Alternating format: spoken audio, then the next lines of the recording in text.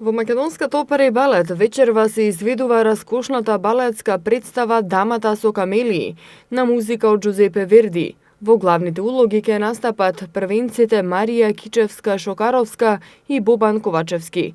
Балетската продукција Дамата со камелии најде на одличен одзив кај публиката и беше оценета со позитивна критика. Својата премиера ја имаше на 31 октомври во 2014 година. Работена е на музиката на Верди, а драматуршката подложка е земена од неговата популарна Травијата.